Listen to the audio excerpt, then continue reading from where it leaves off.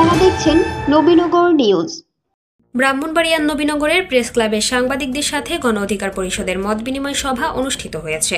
শুক্রবার সন্ধ্যায় নবীনগর প্রেস ক্লাবে এই মত বিনিময় সভা অনুষ্ঠিত হয়। প্রেস ক্লাব সভাপতি মোহাম্মদ হোসেন শান্তির সভাপতিত্বে মত বিনিময় সভায় গণ অধিকার পরিষদের পক্ষ থেকে বক্তব্য রাখেন গণ অধিকার পরিষদ কেন্দ্রীয় কমিটির সদস্য অ্যাডভোকেট মেহেদী হাসান, গণ অধিকার পরিষদ ব্রাহ্মণবাড়িয়া জেলা শাখার সভাপতি সোহেল রানা রাফি, গণ অধিকার পরিষদ ব্রাহ্মণবাড়িয়া জেলা শাখার সাধারণ সম্পাদক রাজিউর রহমান তানভীর, গণ অধিকার পরিষদ নবীনগর উপজেলা শাখার আহ্বায়ক সাদেক আহমেদ, সাধারণ সম্পাদক আব্দুল কাইয়ুম ইসলাম, যুব অধিকার পরিষদ নবীনগর উপজেলা শাখার সভাপতি শেখ হায়দার আলী সুমন প্রমুখ। এছাড়াও এ সময় নবীনগর প্রেস ক্লাবের প্রতিষ্ঠাতা সভাপতি আবু কামাল খন্দকার, প্রেস ক্লাবের সাবেক সভাপতি জালালউদ্দিন মনির ও শ্যামাপ্রসাদ চক্রবর্তী, সাবেক সাধারণ সম্পাদক সাইদুল আলম, সাংবাদিক আবু কাউসার বক্তব্য রাখেন। সর্বপ্রথম যখন 2018 সালে আমাদের আন্দোলনের ফসল ছিল পুরা যে প্রজ্ঞাপনটা ছিল সেটা বাতিল করা, সেই আওয়ামী লীগ সরকার হটকারী সিদ্ধান্ত মানে 2024 সালে এটা করে কি তারা এই কোটা পদাটাকে আবার পুনর্বহাল করে।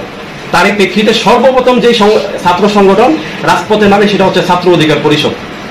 তারই প্রেক্ষিতে আমরা ছাত্র অধিকার পরিষদ সারা বাংলাদেশে আপনারা দেখবেন আন্দোলনকারী আমরা সবাই ছিলাম, অনেকে আমরা আন্দোলনকারী, সেখানে ছিল বিএনপি ছিল, জামাত ছিল, হেফাজতে ইসলাম ছিল, আমাদের দলের নেতাকর্মীরা ছিল, সাধারণ মানুষ ছিল, আপনাদের আমাদের মতো সাধারণ মানুষরা ছিল। কিন্তু নেতৃত্ব কারা দিয়েছে, নেতৃত্বের যে লেভেলটা দেখবেন এটা হচ্ছে বৈষম্যবিরোধী ছাত্র আন্দোলনের নেতৃত্বে যারা ছিল তারা আমাদের দলের সাবেক বর্তমান নেতাকর্মী। সাবেক এই কারণে বলতেছি তারা এখন অনেকেই আমাদের দল থেকে চলে গিয়ে তারা নতুন একটা সংগঠন করেছে। নবীনগরের আমাদের যে পরিকল্পনা, আমাদের গণ অধিকার আমরা কার্যালয়ে নিচ্ছি।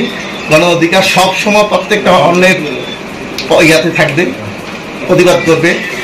যত কিছু আছে আমাদের আপনাদের সহযোগিতা আমাদের দরকার, প্রত্যেকটা সাংবাদিক সহযোগিতা আমাদের দরকার। পজিটিভলি আমরা নেগেটিভটা নেগেটিভ, পজিটিভটা পজিটিভ ভাবে আমাদেরকে বলবেন। আমাদের যদি কোনো কিছু নেগেটিভ হয়ে থাকে তাহলে এটা সুনির্দিষ্টভাবে যে আপনাদের এই কাজটা কিন্তু এই নেতা এই কাজ করতেছে সুনির্দিষ্টভাবে, তাহলে আমরা কেন্দ্রীয়ভাবে এটা পদক্ষেপ নিব, আমরা ব্যবস্থা নিব।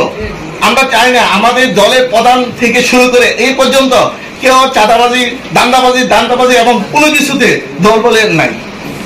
সেই জন্য আপনাদের সবার সহযোগিতা চাই এবং আপনাদের পাশে থেকে আমাদের নবীনগরকে একটা মডেল, নবীনগর চাঁদামুক্ত মানে দুর্নীতিমুক্ত, প্রথম কাজ হবে দুর্নীতিমুক্ত। এই দুর্নীতিমুক্ত করতে হলে আপনাদের সহযোগিতা ছাড়া সম্ভব না। কেন সম্ভব না? আপনারা যে মেসেজটা যাবে, আমি এক জায়গা বললে 10 জন শুনবে, আপনাদের মেসেজটা সারা বাংলা শুনবে। সারা বাংলা যদি শোনাইতে হয় আপনাদের মেসেজটা দিয়ে শোনাইতে হবে।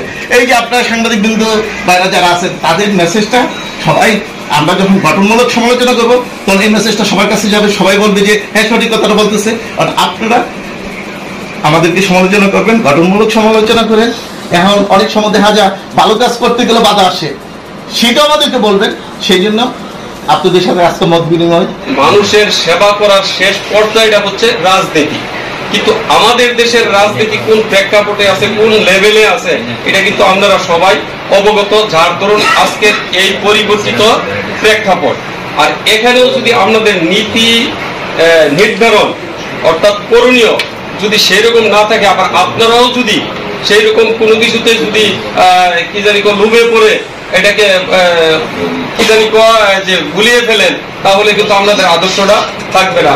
কারণ ইতিমধ্যে কিন্তু আমি কিন্তু জানি নুরুল হক নূর যিনি প্রতিষ্ঠাতা, উনি আসলে একজন ভদ্রলোক, শিক্ষিত লোক, মার্জিত লোক। কারণ সে কিন্তু অনেকগুলি স্টেপ পার করে করে এই পর্যায়ে চলে আসছে। নবীনগর প্রেস ক্লাব থেকে ঘুরে এসে নিজস্ব প্রতিনিধি কাউসার আলমের পাঠানো তথ্যচিত্রে নবীনগর নিউজ।